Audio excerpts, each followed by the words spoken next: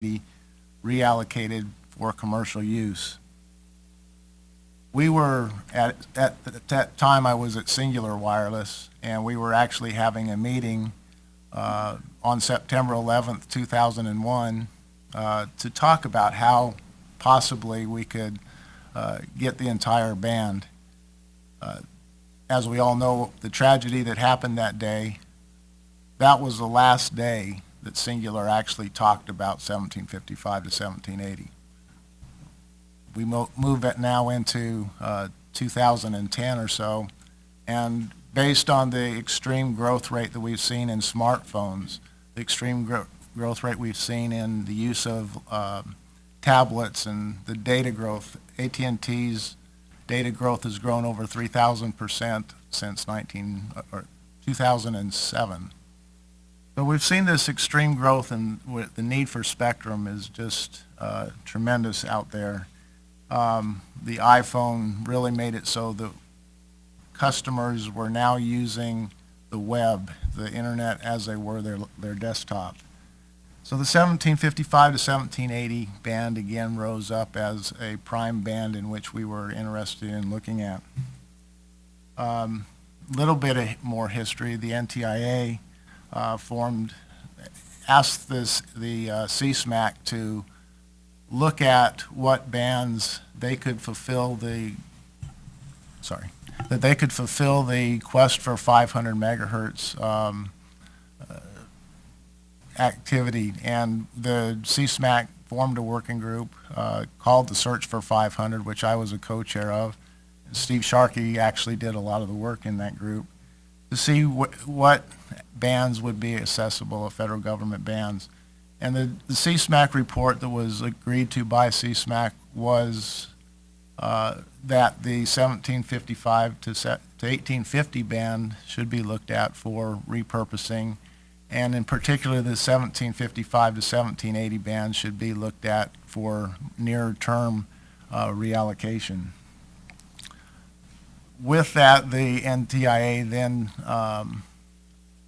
asked the CSMAC to form 5 different working groups, as we all know, to look at the various government systems within the bands to see how sharing and or relocation would work.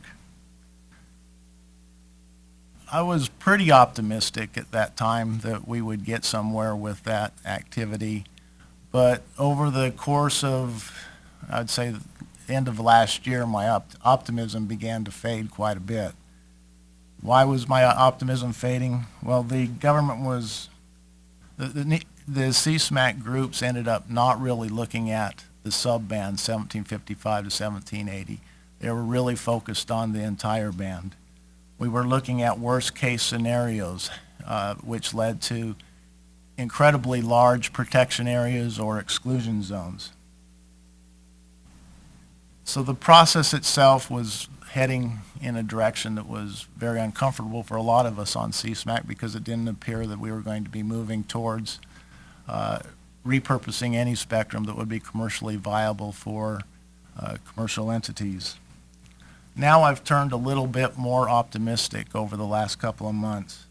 The industry put together a roadmap on how the 1755 to 1780 band could be reallocated for commercial use in the government, either relocating out of the band entirely with certain systems, truncating some of the systems above 1780, or in limited areas do some sharing.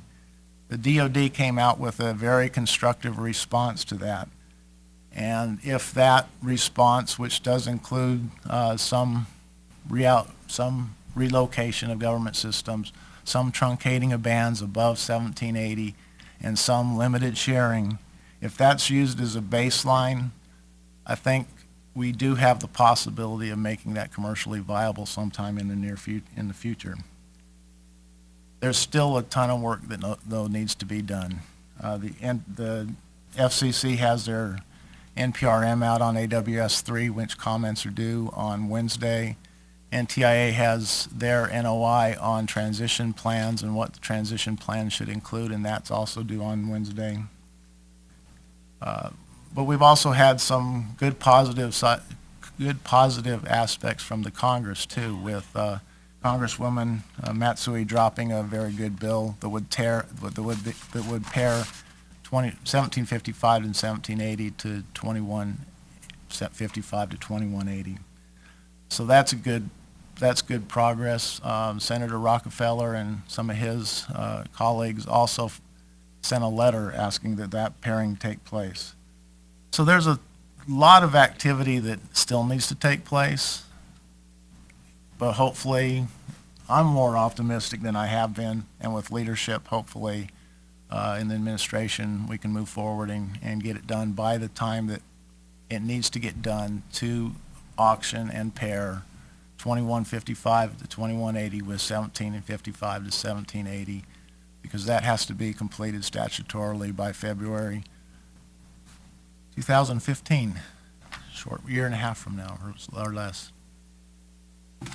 Thank you. Commissioner McDowell, could you tell us a bit about how you see things from both the commission perspective and the visibility of this issue on Capitol Hill? Sure. And first of all, thank you for putting this together. It's a fairly esoteric topic, but it actually is very important to the future of the economy, the future of how Americans are going to be using wireless broadband, public safety indirectly. There are a number of aspects, and also on the public safety note, as we're speaking here, there are some people just across town who are fighting for their lives, and some who've lost their lives. So our thoughts and prayers go out to them as we find out more about this terrible tragedy at the Navy Yard. But thank you for putting this on today, and I'll try to be brief, which is hard for me sometimes, but also try to take a step back a little bit about all of this. First of all, as far as spectrum policy goes, I think as a country we need to be thinking in bigger and bolder terms.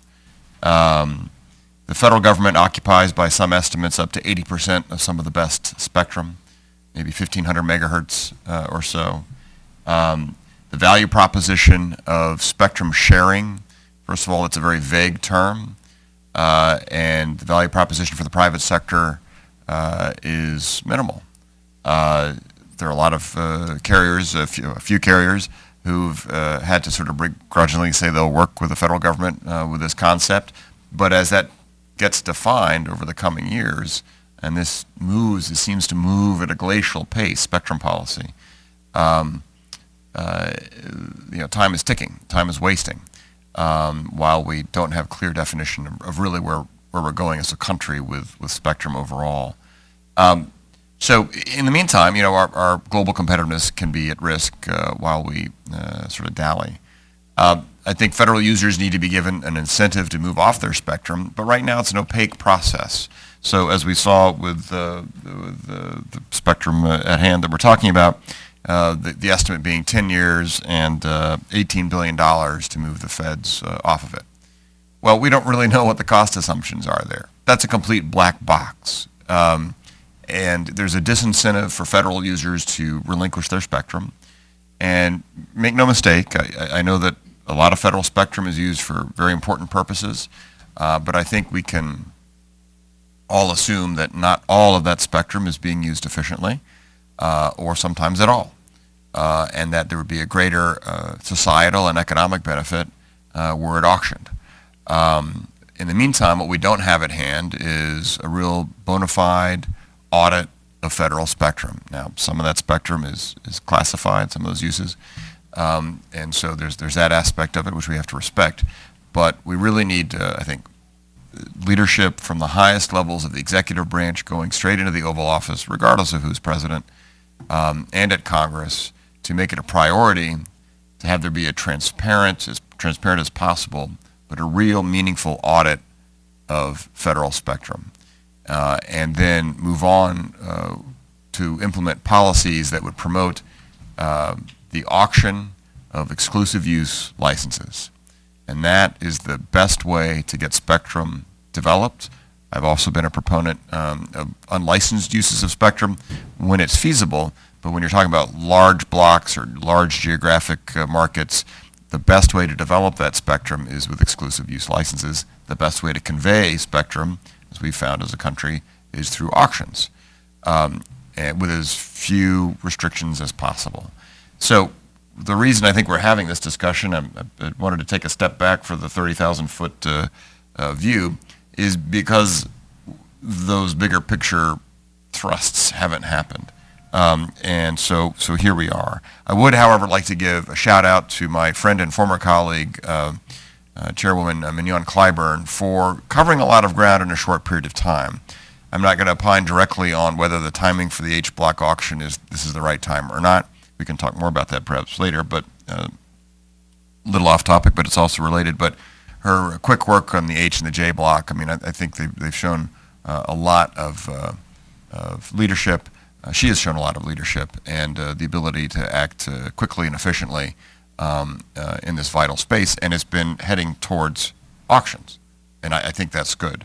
Another point to keep in mind is Congress with the Spectrum Act, most recently, really the thrust of the language in there, if you look at it, talks about relocation of federal users and auctions. Doesn't really endorse sharing as a priority over relocation of federal users and auctions. The act could have gone further, but keep in mind that the principal purpose of the act was incentive auctions for TV broadcasters. But overall, I think this also underscores the need for a comprehensive rewrite of the act, and that's maybe getting off topic as well, but I think we absolutely need to do that. So we need to be bigger and bolder. I want to give that shout out to my friend Mignon Clyburn, and I think we can do a lot more. We can do a lot better than what's at hand.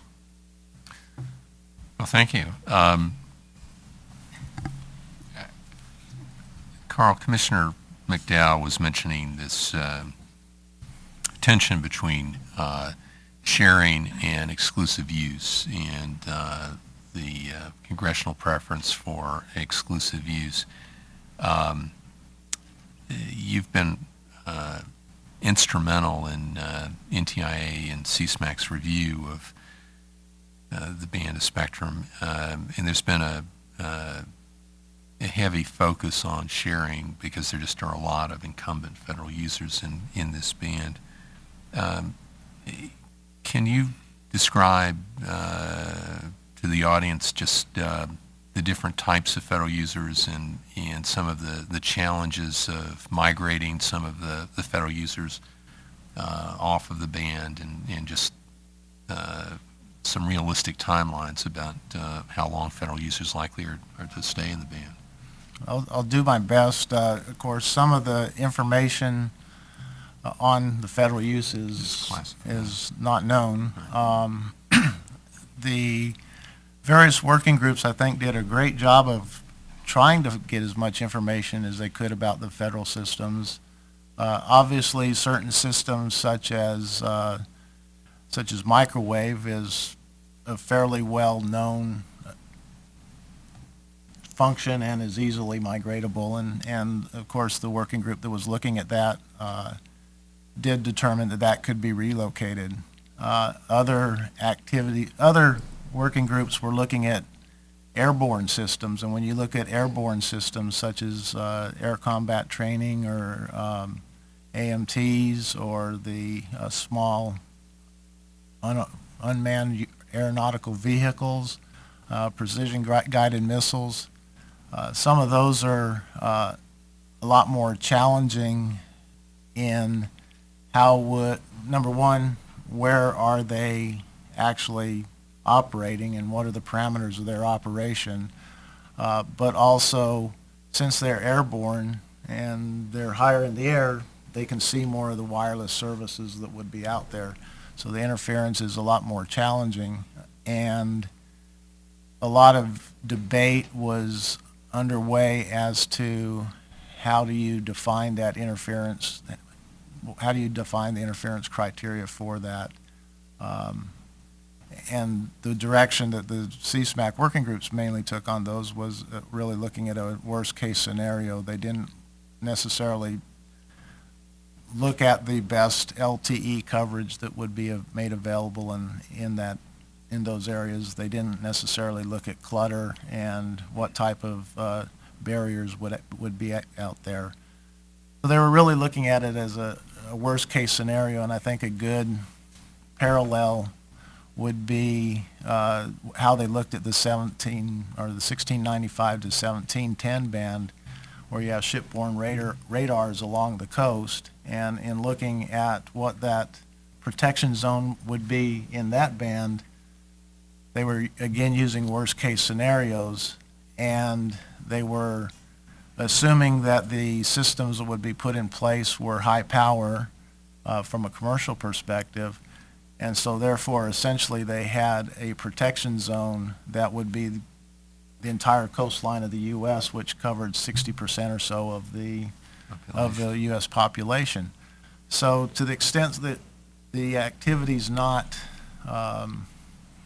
using real-world analysis and clutter and other things, then it does increase the size of the protection zones.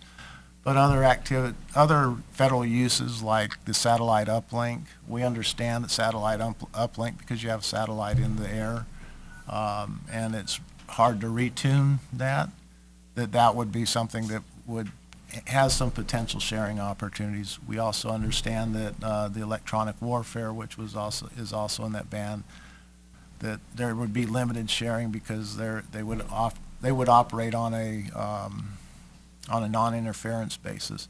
So if you look at the whole of all the uses, there's a lot of them. Some of them are very challenging and could not be reallocated without huge protection zones or exclusion zones, and even those are questionable how big they would be based on the data that we obtained. And we're hopeful, though, that with the process that NTIA has put in place with the trusted agents, that carriers and others will be able to get more granular information, which will help us to understand how commercial operations would also be able to use that band. Commissioner McDowell, Carl was mentioning the strong interest from industry in pairing 1755 with 2155, and there's a February 2015 deadline. Can you give us some sense of timing at the FCC in getting final rules for an auction out, and just working backwards, when would you have to likely have final rules for a February 15 auction that would attract some interest?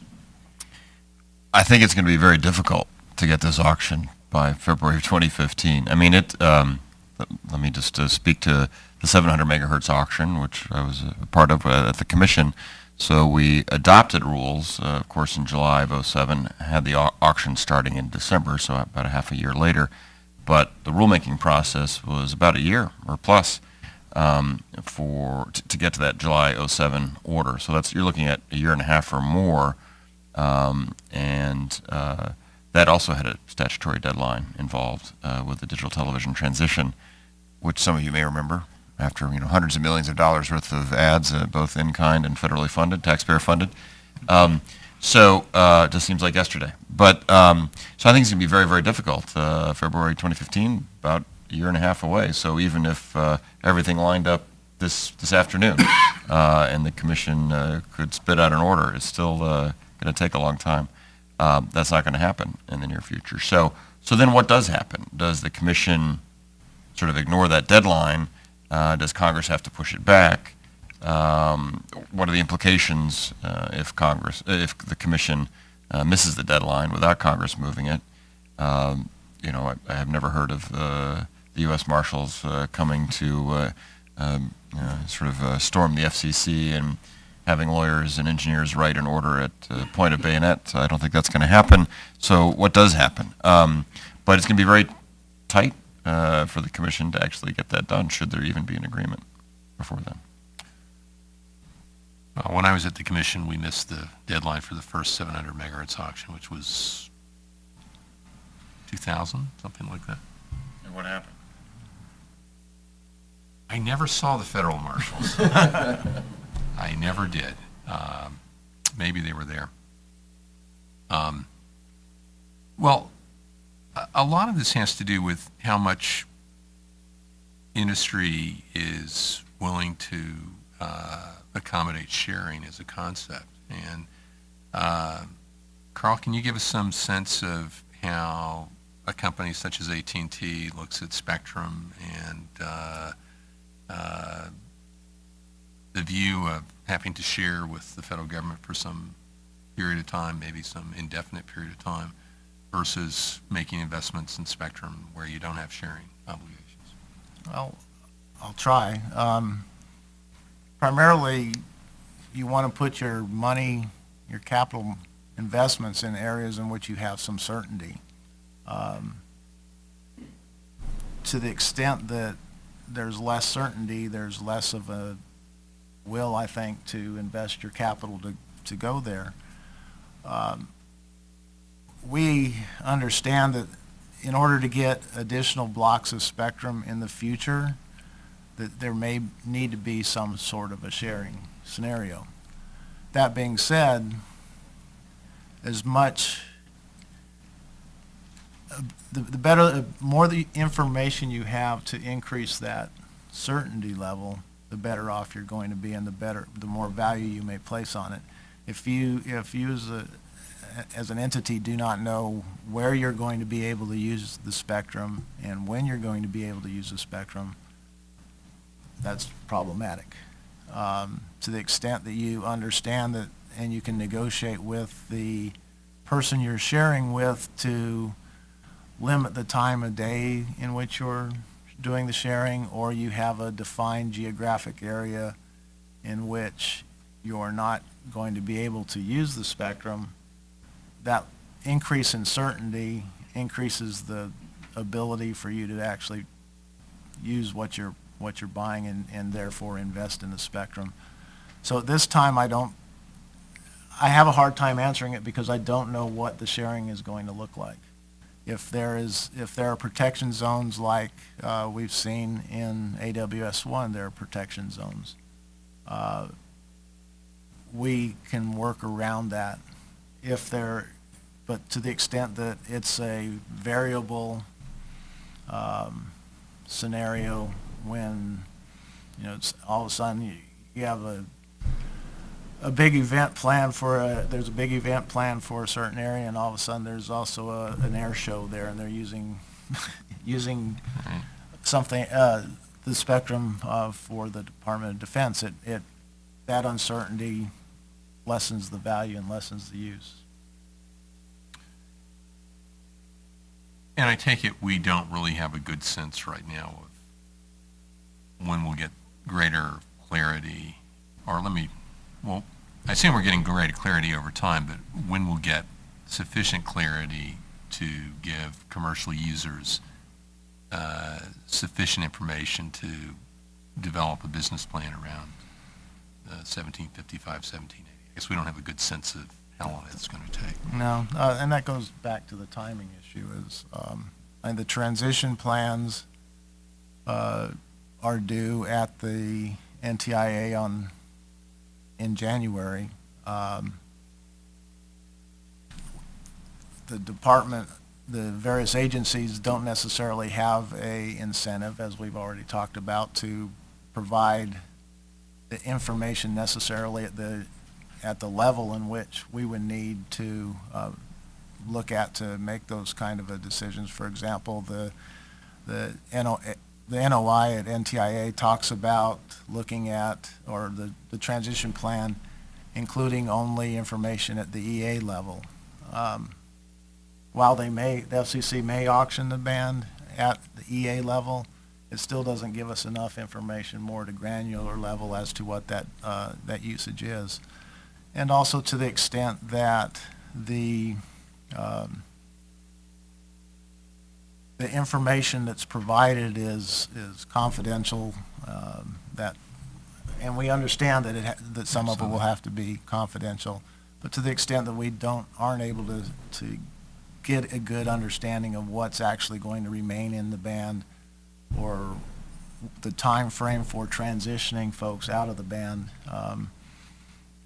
it's more problematic. Commissioner, there's potentially rulemaking coming up on 2155 and possibly 1755. At the same time, the Commission has this other little auction issue coming up in 600 megahertz. How do you see the Commission allocating its internal staff resources between trying to solve the 600 megahertz challenges, of which there are many, and the 2155 megahertz challenges, of which there appear to be some as well? Can it proceed and address both of those simultaneously, or do you think it'll devote more resources to one than the other? The Commission, is one of the smaller federal agencies, but with a big role of regulating, let's say, a sixth of the U.S. economy and affecting the rest of it. And there are some terrifically talented career public servants there, but there are only a finite number who can work on these issues. So it is a challenge to try to metabolize all of these proceedings at the same time. Also, keep in mind that as every second ticks by with that statutory deadline of February 2015 that we've talked about, it becomes, there's going to be a lot of digital compression, we can say right now, in terms of the Commission's activities. So we don't have a permanent chair of the FCC installed, although I think the three commissioners who are there now could easily get this done if that were the case, and it would probably be a very good set of orders, I think. But as the timing of the installation of Tom Wheeler as chair and Mike O'Reilly as a commissioner, that is uncertain as well. Just as a quick footnote, here in Washington this fall, there are going to be a lot of potentially acrimonious debates on debt ceiling, on the budget. Syria continues to churn around. There are investigations into Benghazi and the IRS scandal and the NSA scandal and the James Rosen scandal and all the rest. So there's a lot going on. There's a lot of incentive for some senators to place holds on nominees for other reasons too, as Senator Cruz has implied. So we don't know when there'll be a Chairman Wheeler. For certainty's sake, we hope it's sooner rather than later, but it's up to the Senate at this point. So what does that do then to your question, to the timing of all these things? It's going to become increasingly difficult to get a lot done in a short period of time.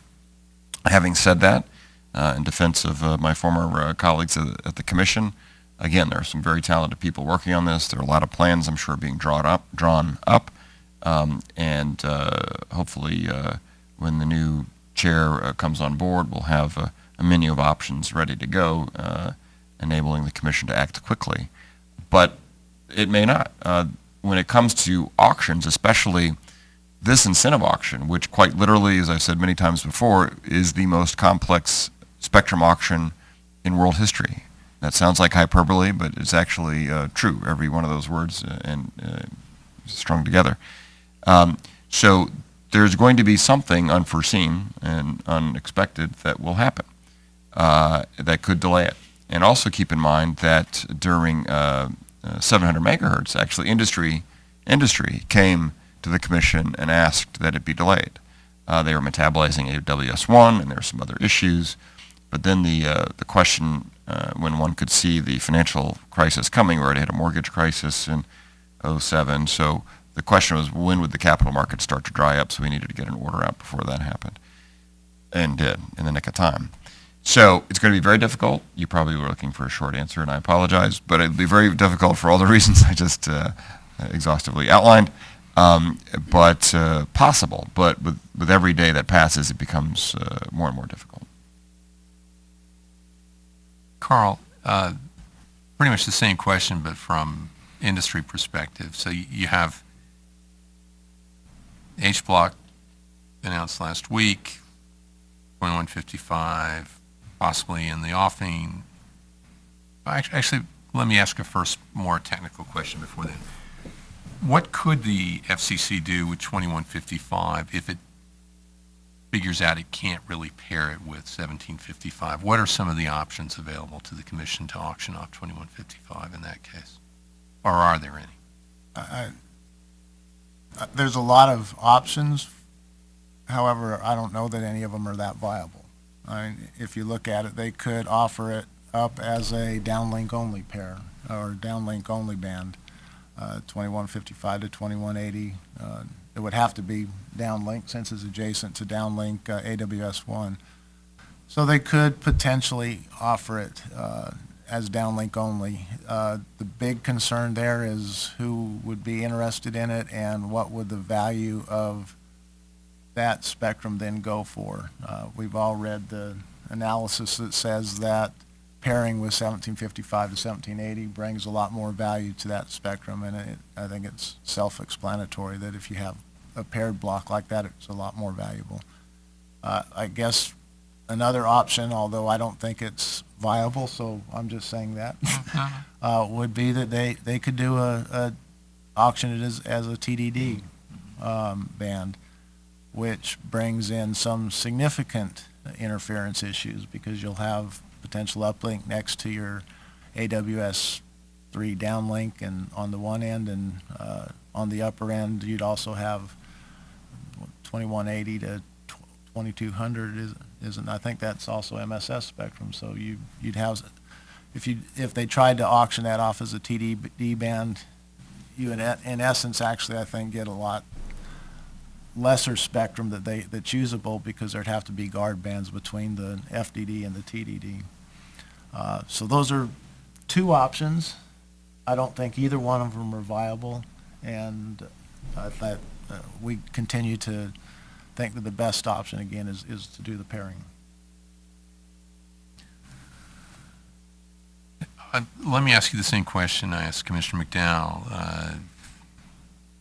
AT&T, other major wireless companies have a menu of options, things to do, and if 2155 looks difficult, does that mean AT&T shifts? I'm sure you already have most of your attention on the 600 megahertz auction, but does that mean that fewer internal resources are devoted to looking at 2155 and move over to other bands of spectrum as potential acquisition targets, or do you continue apace and regardless of how long it looks like it's going to take 2155 to happen?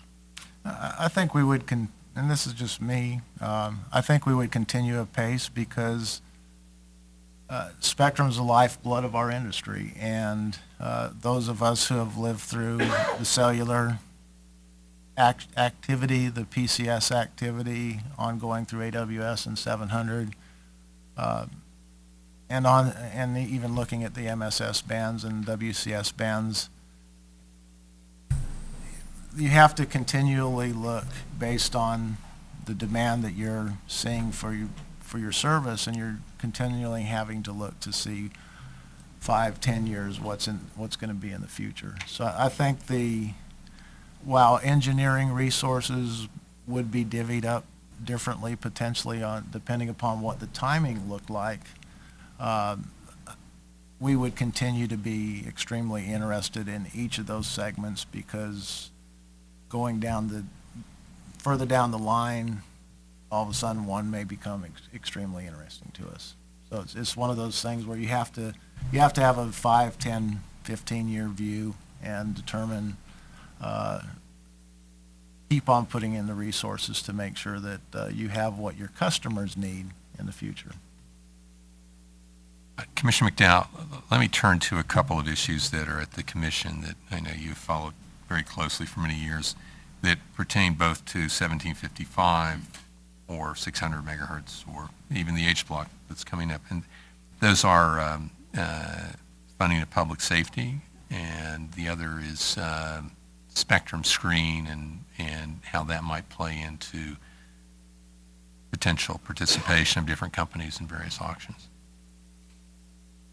So let me make sure I understand. So what would happen? What's my sort of prognostication for the public safety network, or raising the funds for? Raising the funds, and if the timing of auction, was a very vague, unartful question. No, I could write a thesis on it though. So So the first question has to do with public safety, which is looking for money and the timing of the auctions, and if auctions don't happen, if 2155 gets delayed because 1755 isn't ready, then, and if, hypothetically, the broad 600 megahertz were to get delayed for who knows whatever reason, how does that affect public safety? The second, completely unrelated question has to do with the Commission's review of spectrum screens, which I know it is used historically only in merger and acquisition process, but there's been some discussion of carrying that over into auctions. So now you can give your thesis. So we don't have that much time, but anyway, I'll do my best to be concise. So first of all, the spectrum aggregation in PRM, which came out I think about a year ago this month. I see Aaron McGrath, my former legal advisor on these things. Was it September of last year? Yeah. So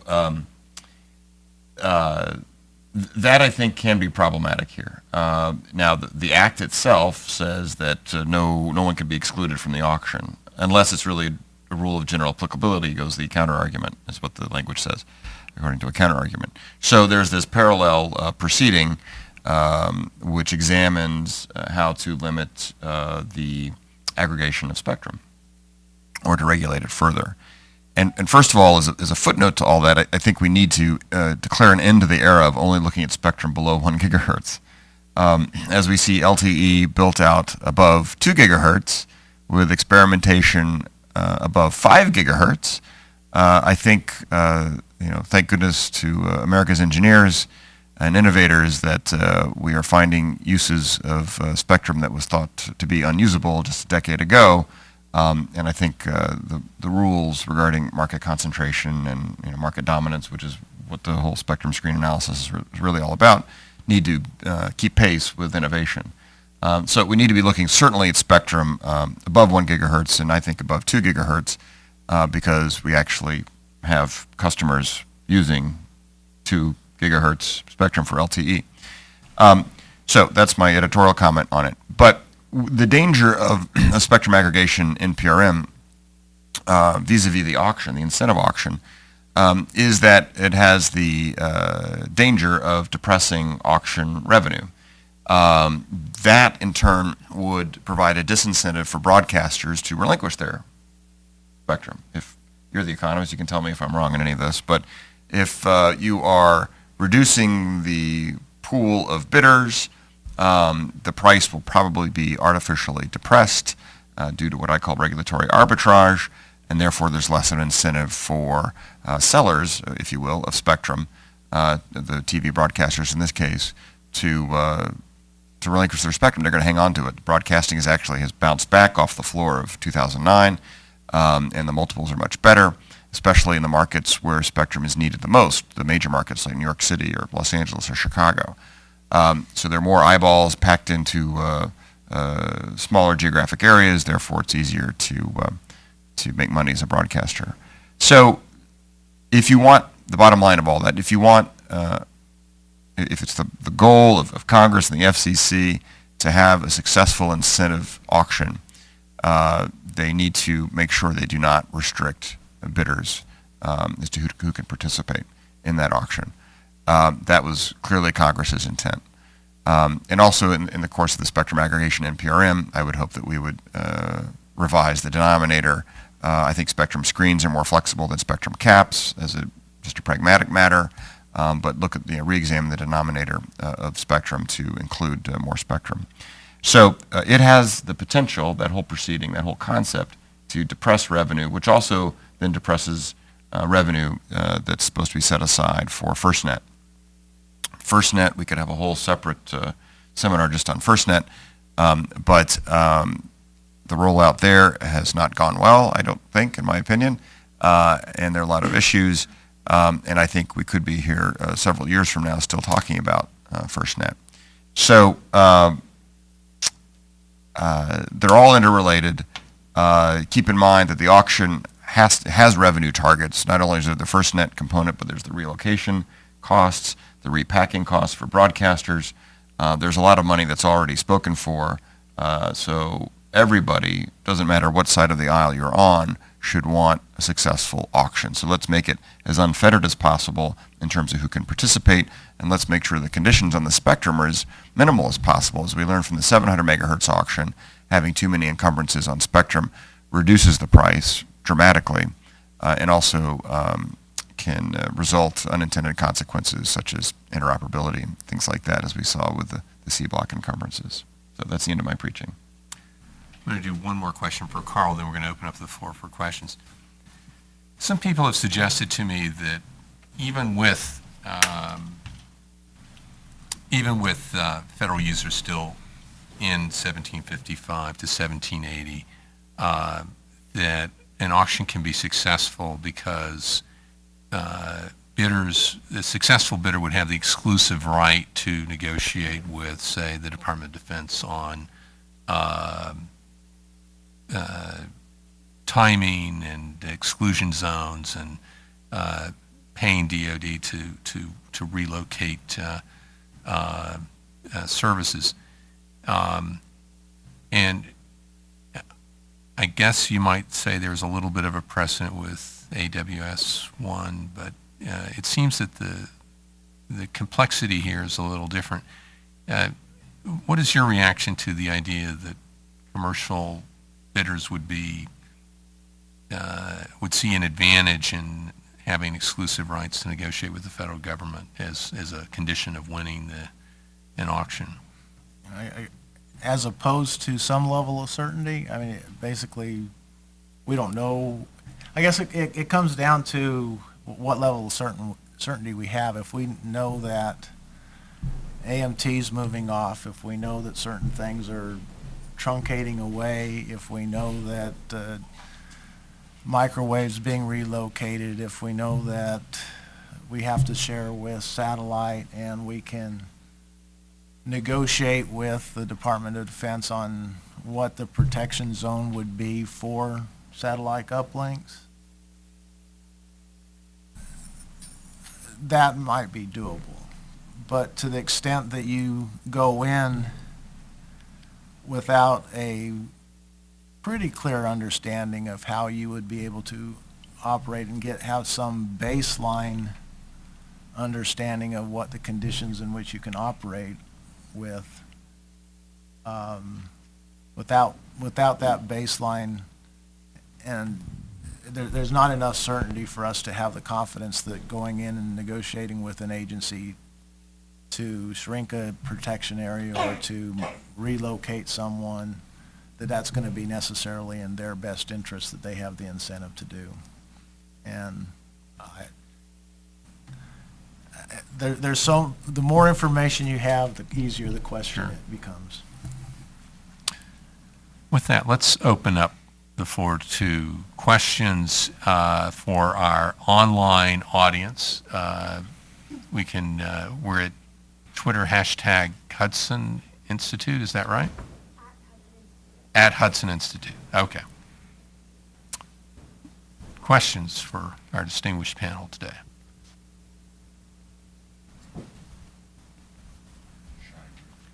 I like that.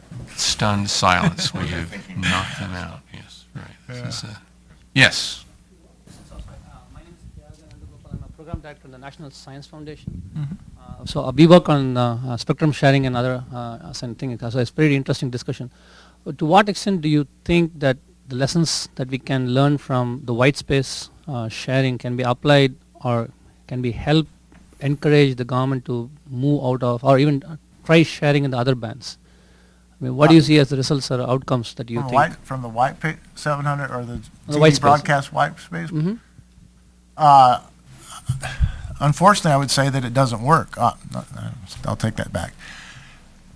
If you looked at what the FCC did in the white space proceeding, they decided that to use a database is good, and I think databases can be shown to be potentially effective. I haven't personally been able to verify how the databases are working, but they also decided not to use sensing capabilities because of the unreliability of sensing capabilities in a band in which the environment was perfect for it, where you had high sight, you had high power, fixed locations, and even then they decided that the sensing capabilities were not at the level in which they thought it would work.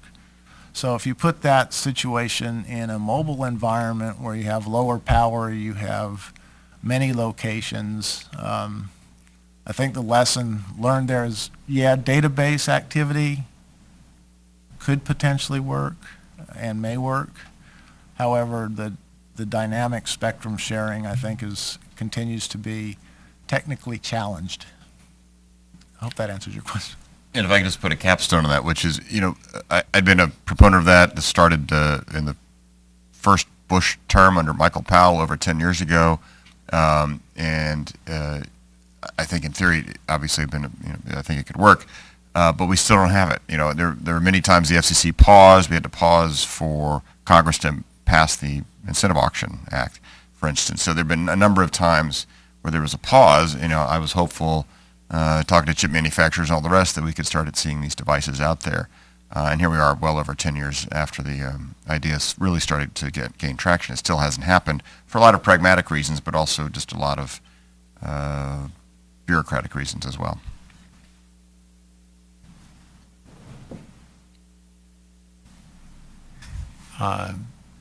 Other questions from the audience?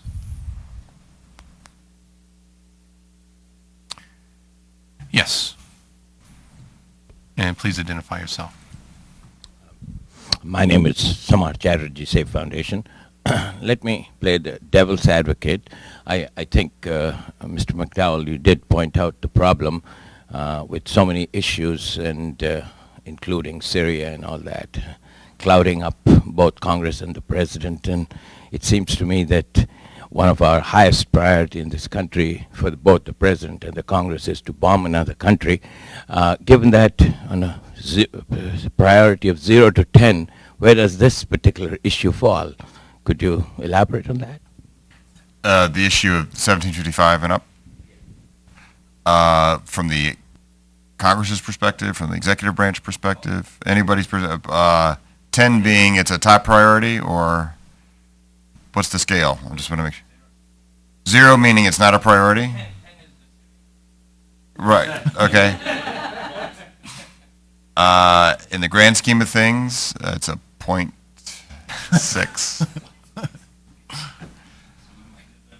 0.61. No, don't forget about it. There is a chance in terms of priority. Now, among those, so overall, among NTIA and the FCC and others, obviously it's a higher priority. I'll move it up to 4. I think your question does touch on an issue that we have not discussed today, and it's something that Carl opened up with.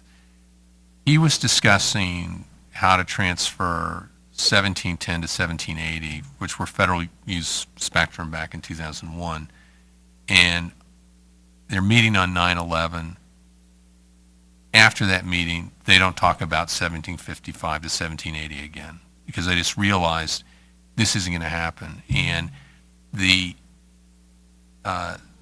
from the federal user perspective, which we haven't really talked too much about today, the willingness to share, the willingness to engage in sharing the band with commercial users goes up during times of relative peace and tranquility, and the willingness goes way down to 0 when we think we're in a period of national emergency.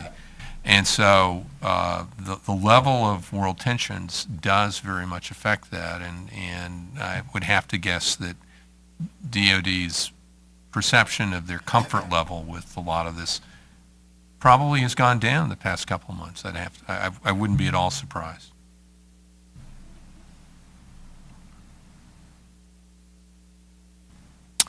Other questions? If not, thank you so much for coming today, and please join me in a round of applause for our speakers today.